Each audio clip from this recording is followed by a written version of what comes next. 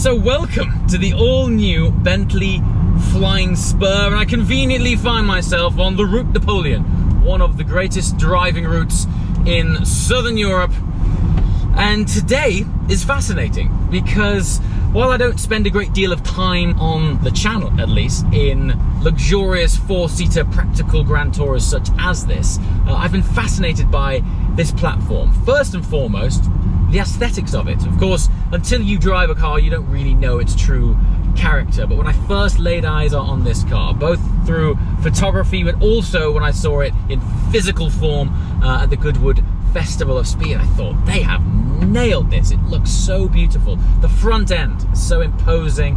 It has a vast amount of road presence, and it's regal. You know, it really grabs your attention. So straight away, I was sort of bought into the idea of this car purely based on the way it looked. And then I was fortunate enough to have a Bentley Continental GT as a long-termer. I think I had that car for around about 4 or 5 months. Did a lot of miles in it in that time, road trips, daily life. And then I read about the specs of this car, which on paper sounded awfully familiar because it basically sounded like a 4-seater Bentley Continental GT, which in effect is what it is. It still maintains that incredible W12 twin scroll turbo 626 horsepower engine. Honestly, the swell of torque in this is effortless. Torque is 664 pounds-feet. Pounds-feet, not Newton meters. So straight away, as soon as you depress your foot on the throttle, there is this swell of energy. But it's delivered in such a way that is relaxing. It's still reassuringly full of power when you need it. But the ability of this car to gather momentum in a graceful manner is really impressive. But anyway, back to the Continental GT. That car was such a game changer in terms of how far they evolved the platform from the previous generation Continental GT. The agility of it, the gearbox, twin clutch box. This has also inherited the same twin clutch gearbox. It's an 8-speed box that they collaborated heavily with Porsche on this drivetrain. So as a result, you have effectively Porsche agility and dynamics underpinning what I believe is the greatest luxury tourer in its segment right now. Certainly from an interior standpoint, Bentley are, for me right now anyway, at least, they are in a world of their own when it comes to interior quality. In fact, they are pushing boundaries even further. You'd be forgiven for expecting that Bentley would effectively take the template interior of the Bentley Continental GT and sort of outfitted it into this car. While the design language is similar, which is absolutely beautiful, there have been distinct augmentations. For example, they have pioneered this new 3D texture here, which it's really hard to explain. You would think it's kind of like quilted leather at first, only that requires stitching in order to make its shape form around some foam. On this, it has this amazing depression. It's like, imagine like a super heavily embossed texture inlaid in the doors here. That so far is exclusive to this car. No doubt they will roll it out on Continental GT in the future. And then the central driver's zone here, which flows up from the transmission tunnel, they have created this single piece of aluminium which creates the air vents, and it just shrouds the Bentley clock beautifully. And it's also tactile, and when you touch it, it's just this beautiful solid piece of metal sculpture. It's gorgeous, and all of these things add up when you're interacting with a car like this. It's not only about the drive. We'll touch on that further shortly, because I am on the Route Napoleon and I want to talk about the dynamics of this car.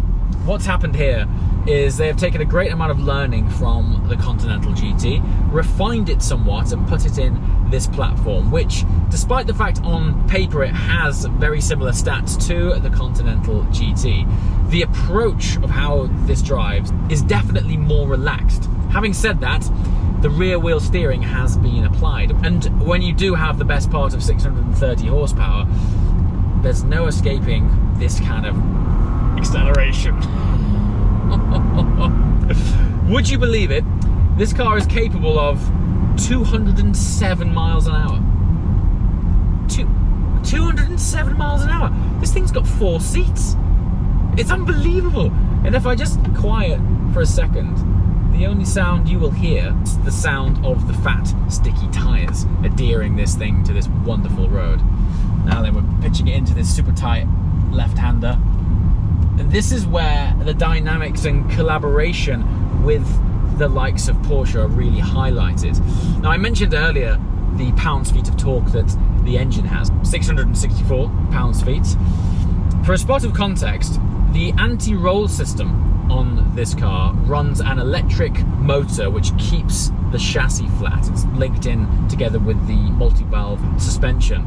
That has the best part of 900 pounds-feet of torque in order to keep this chassis flat when you're going around corners like that. And it really defies physics because you're aware this car is heavy. I mean, it's the best part of 2.5 tons. But when you throw it into a corner, combined with rear wheel steering and this incredible chassis dynamics, the 48-volt anti-roll system, once again, learnings from Continental GT, you're kind of scratching your head after you've left the apex as to how this thing just did that.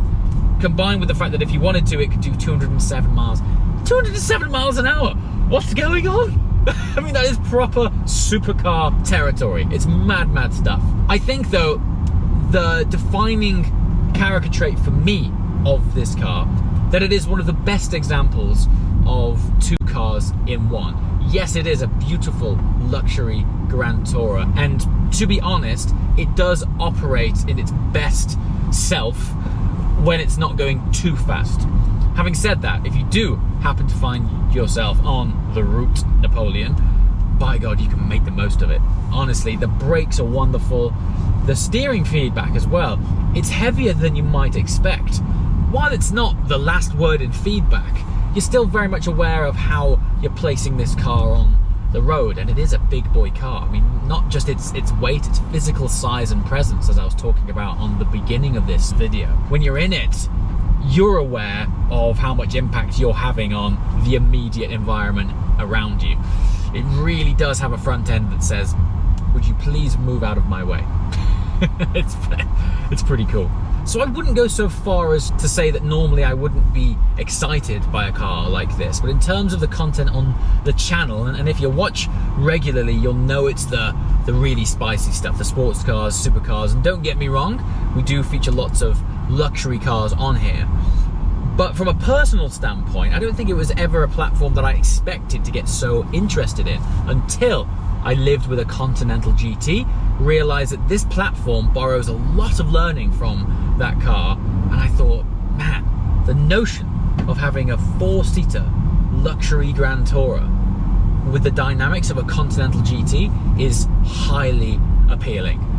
Also, these days I'm a dad, I have a kid, and the idea of being able to, take the family along in dynamic luxury it's funny, isn't it, how life can change and then all of a sudden you look at vehicles and other applications in life differently that you wouldn't have done previously.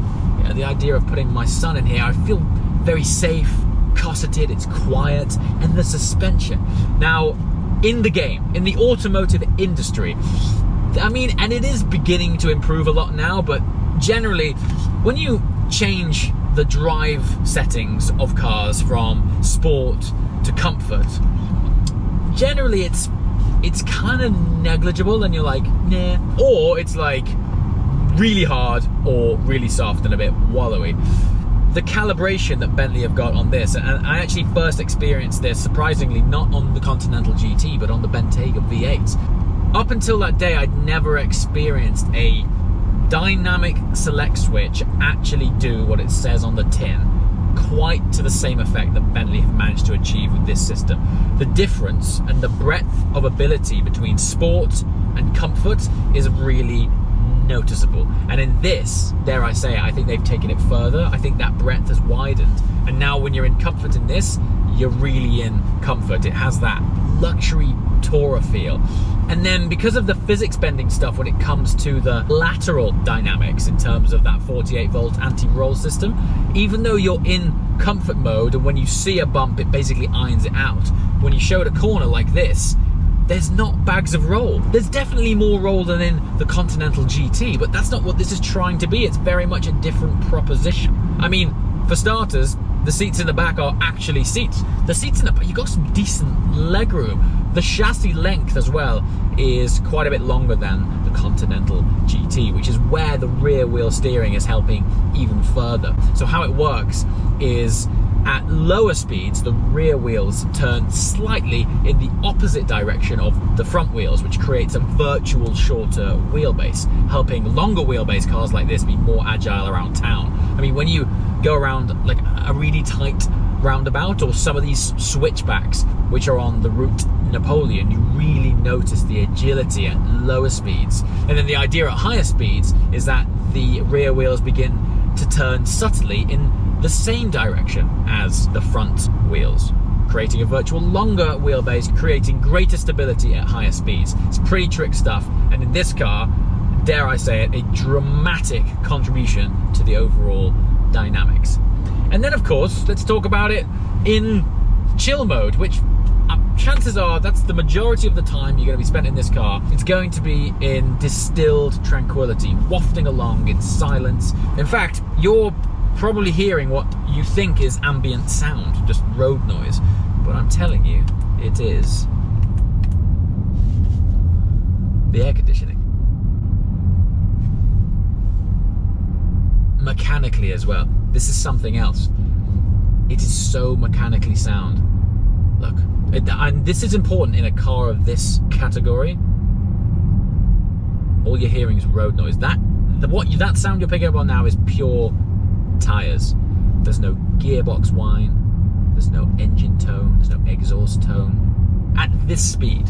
Now we are in comfort. If I put it in to sport and drop it down a few cogs, there's the W12. Now here is a comment, however, despite the fact that you can hear that W12, I don't think it sounds that great. The difference between the sound of the W12 in this and the sound of the W12 in the Continental GT, and I know this is an obvious statement, just doesn't feel as sporty. That's because their purposes are different, but still for me, if you're paying for the big boy W12, do you want to hear more of that sound? Interestingly, from the outside, I think it sounds brilliant, but from the inside, I think that the engineering on sound deadening is so sophisticated that it has muted the engine tone quite a lot, and I don't think it sounds that exotic, despite the fact that under that bonnet is a W12 engine. 12 cylinders. Crazy stuff. So there we have it. A quick drive along the wonderful sweeping Route Napoleon in the south of France. I won't be doing a long drive in this for some time, but hopefully when Bentley gets some cars available back at base, I'll be able to go on a longer journey and really share with you what it's like to live with doing some proper mileage, because in my eyes that's what this car is all about, just spending a disproportionate amount of time in it, and from what I can tell, stepping out of it as if you barely started your journey. So far, very good things about this car indeed.